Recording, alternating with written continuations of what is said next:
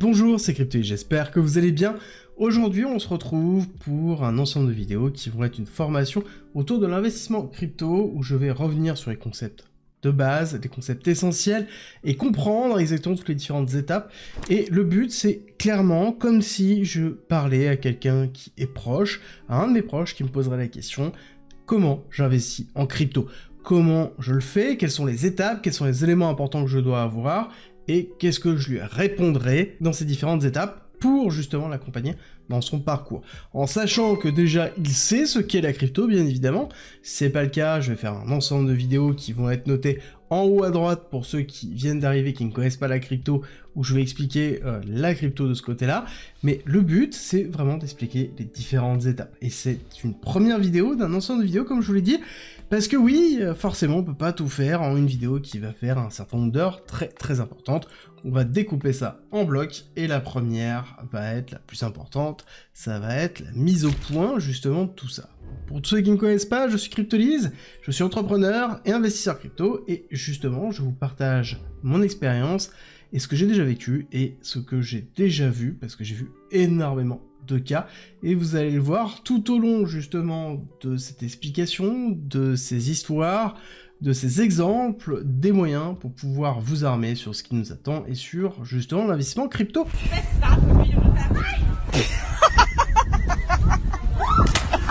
Parce que déjà, il faut comprendre que la crypto, je le répète souvent, mais c'est l'Everest, globalement, de l'investissement. Il n'y a pas plus dangereux, quasiment, que la crypto-monnaie, il n'y a pas plus volatile que la crypto-monnaie, c'est ce qui fait son charme, c'est ce qui fait cette notion de technologie, mais en même temps, c'est quelque chose qui se traite comme tel. Ça veut dire qu'il faut avoir conscience qu'on est en train d'investir dans quelque chose qui est excessivement risqué, et que quand c'est notre premier investissement, à ce moment-là, on fait attention. On comprend, on ne grille pas justement tous les feux, et on prend le temps d'avoir des étapes, et je vais vous expliquer justement ces différentes étapes, et ces différentes questions. Si justement un proche venait me voir en venant me demander, tout simplement, comment je fais pour investir en crypto. Première chose que je vais lui poser comme question, ce sera: pourquoi est-ce que tu es là? Pourquoi tu veux investir en crypto? Qu'est-ce qui se passe? Quel est ton objectif? Où tu veux aller? Qu'est-ce qui a déclenché ce moment chez toi? Je pense que c'est la première partie, il faut une prise de conscience générale de ces éléments-là.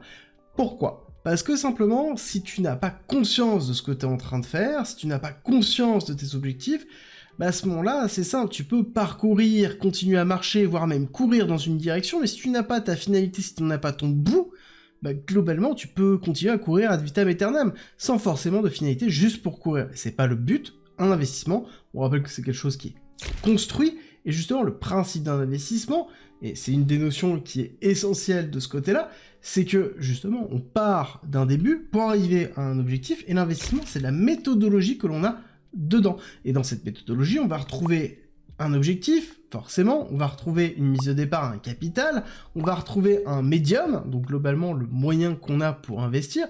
Bon, dans notre cas, ça va être majoritairement de la crypto, mais donc du coup, ça va être aussi peut-être la construction du portefeuille de crypto qui sert de médium par rapport à ça. Et ensuite, il y a toute la notion de stratégie, et donc globalement, la stratégie c'est quoi? C'est comment on agence toutes ces parties-là pour qu'elles puissent nous mener à notre objectif.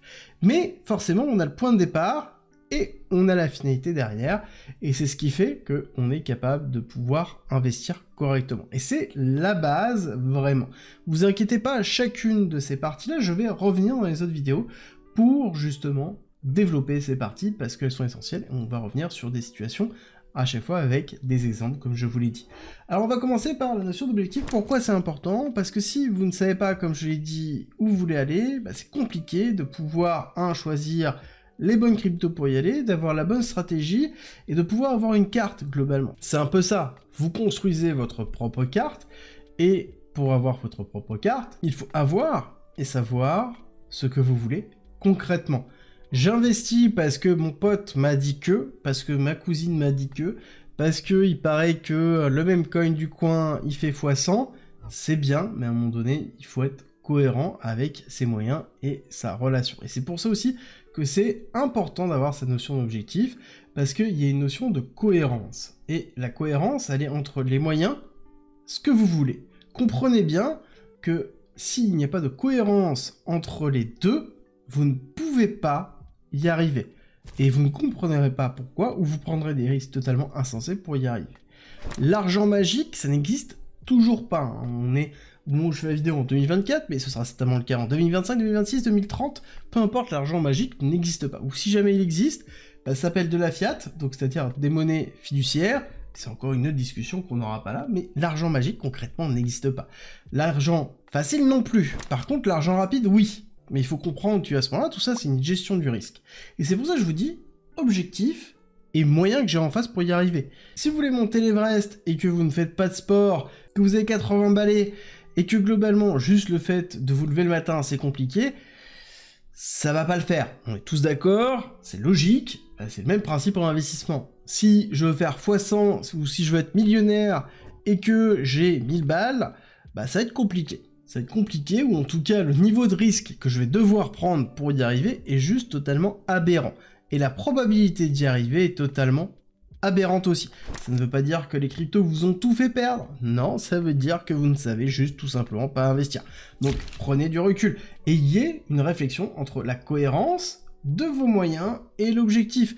Il faut que ce soit cohérent. Si j'ai un objectif qui est fixé par exemple de 10 000 euros et que j'ai des moyens de par exemple 1000 euros, donc ça veut dire que je cherche à faire un x10, à ce moment-là, est-ce que c'est cohérent? Est-ce que le risque que je prends pour y arriver est cohérent? Est-ce que les cryptos que je vais acheter vont être cohérentes? Est-ce que la stratégie que je vais avoir va être cohérente?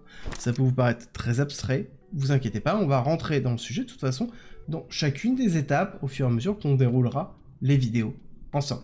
Mais il est important déjà d'avoir cette réflexion maintenant. Si vous ne l'avez pas maintenant, ça va être compliqué par la suite et ne vous voilez pas la face. Arrêtez de vous voiler la face en vous disant « Oui, bon, bah c'est bon, machin. » Non, c'est totalement faux. Le nombre de personnes qui sont rentrées dans les cryptos en pensant devenir millionnaires avec 1000 balles, 2000, 3000, 10 000, sans forcément comprendre ce qu'ils étaient en train de faire et qui sont sortis une main devant, une main derrière, c'est la majorité des investisseurs.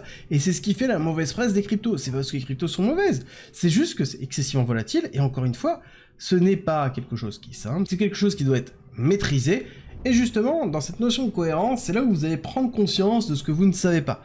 D'accord? Arrêtez de penser que tout est simple et que vous savez tout au bout de 2 mois.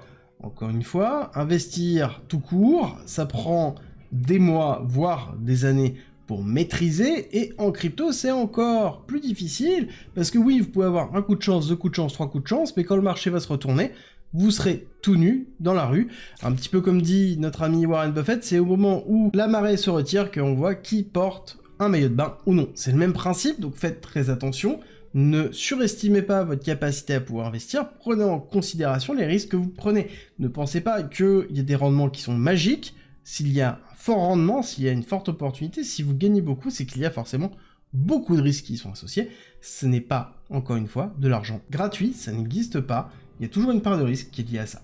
Donc prenez conscience de ce que vous ne savez pas et faites à ce moment-là le point sur ce que vous savez et ce que vous voulez. Est-ce que ce que je veux est en cohérence avec ce que je sais et ce que j'ai? Globalement, c'est tout ça. Est-ce que c'est cohérent? Est-ce qu'il y a des éléments que je dois travailler, améliorer? Si c'est le cas, vous allez certainement continuer la série de vidéos. Si c'est pas le cas et vous pensez que vous savez tout, vous avez déjà fermé cette vidéo et vous n'êtes pas avec moi. Et donc c'est très bien parce que ça veut dire que vous ne serez pas les personnes qui sortiront une main devant, une main derrière si vous continuez à suivre ces séries de vidéos. Donc important, il faut comprendre qu'à un moment donné, quand vous investissez en crypto, vous devez avoir une gestion du risque. C'est essentiel.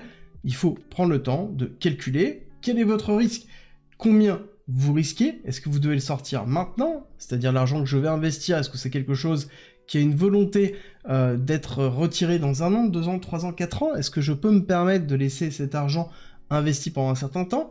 Et ça c'est important, parce que ça va déterminer le rendement que vous pouvez avoir, n'oubliez pas, risque égale rendement, et deuxièmement, ça va déterminer aussi, ça va vous faire prendre conscience que tout ne se joue pas en un coup. On vous promet d'être millionnaire en quelques mois avec la crypto ou en faisant du trading, mais généralement c'est faux, c'est pour une minorité.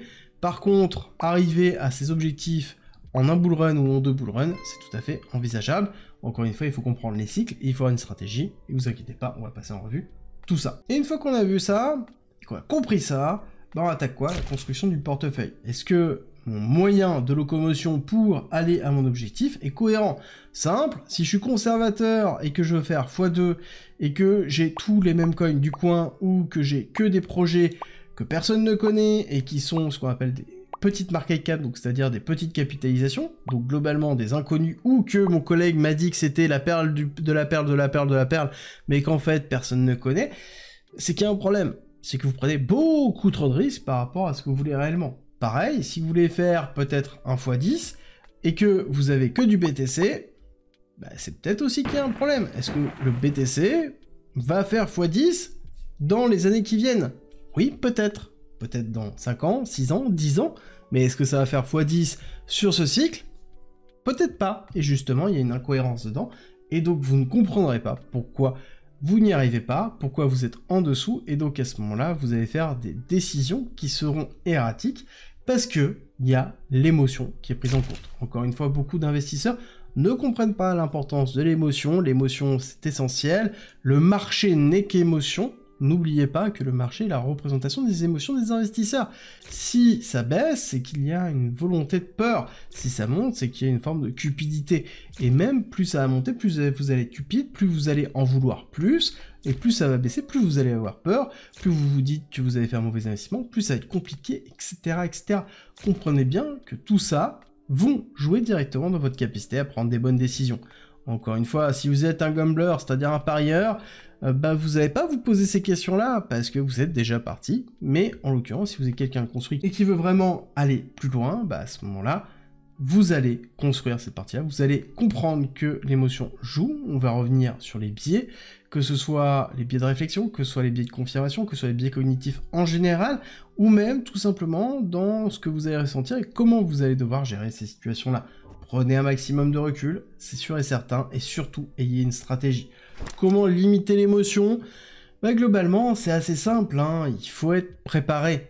C'est pas du jour au lendemain qu'on est préparé, plus on a du temps de préparation, plus on peut être préparé. Il y a des éléments où il faut accepter que même si on est préparé, ça va être difficile, mais en l'occurrence, on aura limité l'impact de la partie impromptue. C'est-à-dire qu'on essaie de planifier et d'anticiper ce qui peut se passer. Pour ça, ça demande, vous l'avez compris, de la connaissance, du temps, et oui, des choses dont on va parler, et une stratégie.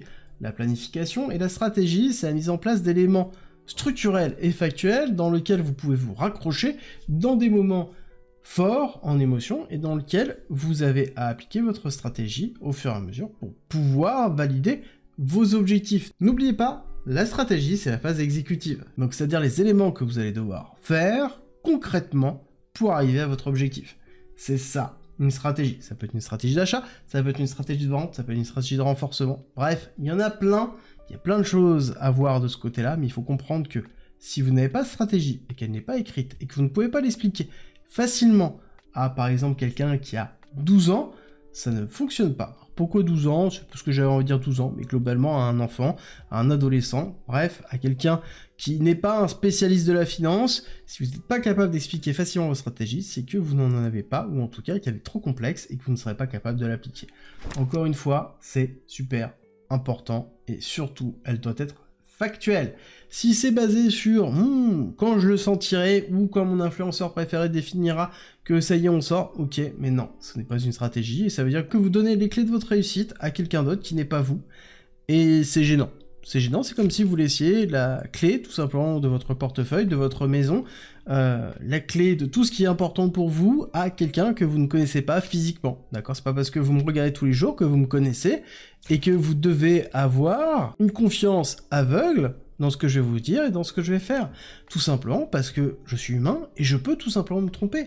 Et que deuxièmement, mes objectifs ne sont peut-être pas totalement alignés avec les vôtres. Je n'ai peut-être pas la même stratégie que vous, je n'ai peut-être pas la même gestion du risque. Prenez un maximum de recul par rapport à tout ça, et c'est pour ça que je fais l'effort de vous faire toutes ces vidéos-là, pour vous donner un maximum de valeur, pour que vous puissiez construire, et que vous ayez toutes les armes en vos possessions, pour pouvoir au moins mettre en place les éléments essentiels d'un véritable investissement en crypto-monnaie, et ça, c'est le plus important, c'est ce que je souhaite vous mettre en place. Oui, on va parler Bitcoin, oui, on va parler crypto, oui, on va parler de gestion de risque, oui, on va parler de stratégie, oui, on va parler de capital, oui, on va parler de psychologie, oui, on va parler d'objectif, On va parler de tout ça dans ces vidéos-là, et on va les faire courtes, avec des exemples, avec des histoires qui sont réellement passées, comme ça vous allez pouvoir comprendre réellement ce qui va se passer. Dans tous les cas, ce que je veux, c'est qu'à la fin de cette partie, de ces vidéos, vous arrêtiez de jouer en démo, c'est-à-dire que directement, vous ayez des éléments concrets et que vous ne pensiez pas que votre investissement, ces chiffres qui sont dans votre portefeuille, que vous voyez peut-être, peut-être pas, vous arrêtiez de les subir et que vous en preniez possession et que derrière, vous planifiez des ventes, parce que n'oubliez pas, si vous ne vendez pas, et ça c'est certainement la plus grosse erreur que beaucoup font, c'est ne jamais vendre, ne jamais prendre de profit, à ce moment-là, vous êtes en démo. Ça veut dire que vous aviez peut-être gagné beaucoup d'argent, mais la réalité, c'est que non. D'accord? C'est bien beau d'avoir un dream board avec une voiture, une maison, pourquoi pas certains, une nouvelle femme ou un nouvel homme, mais en l'occurrence, si vous ne vendez pas, ça restera juste un rêve lointain. Encore une fois, n'oubliez jamais que la vente, la stratégie de vente est essentielle, et arrêtez de jouer en démo. Ceux qui ne vendent jamais sont toujours en démo. Ceux qui n'ont pas de stratégie sont toujours en démo. Ceux qui ne passent pas à l'action sont toujours en démo. Arrêtez d'être en démo, sinon, bah tout simplement, vous n'allez pas investir en crypto. Sinon, vous allez faire partie de ces personnes qui vont dire « Ah, mais la crypto, c'est une arnaque, hein, je me suis fait rincer, j'aurais jamais dû rentrer. » Oui, c'est normal. C'est le même principe que si tu te jettes dans une mer tumultueuse sans savoir nager, bah globalement, tu finisses par couler. C'est un peu le même principe, sauf que personne va dire « C'est la mer qui est une arnaque. » Et non, en l'occurrence. Pourtant, ça fonctionne beaucoup sur les marchés financiers, ça fonctionne beaucoup sur la crypto, parce que les gens ne comprennent pas ce que c'est, parce que les gens ne sont pas préparés, parce que les gens ne prennent pas le temps de se former, ne prennent pas le temps de faire les choses bien, et je sais que si vous êtes encore avec moi à ce moment-là, c'est que vous avez pris le temps. Et d'ailleurs, je vous ai préparé en commentaire en description, si ça vous intéresse, un guide 100% gratuit, déjà qui vous donne une bonne base pour pouvoir aborder les autres vidéos, parce que oui, il va en avoir d'autres, c'est en commentaire en description, c'est 100% gratuit, 40 pages, qui vont être en complément de tout ce que je vais dérouler dans les vidéos. Et si vous pensez que cette série de vidéos va vous aider et que vous voulez me soutenir, c'est très simple, likez, partagez, et surtout abonnez-vous et mettez-moi un petit commentaire tout simplement, avec un petit pouce ou un petit cœur, ça me fait toujours très plaisir, et ça soutient le travail que j'effectue tous les jours pour vous, que ce soit dans la quotidienne, que ce soit dans les différentes vidéos que j'effectue, ou que ce soit dans cette série de vidéos de formation, encore une fois, qui ont pour but simplement de vous aider le plus possible.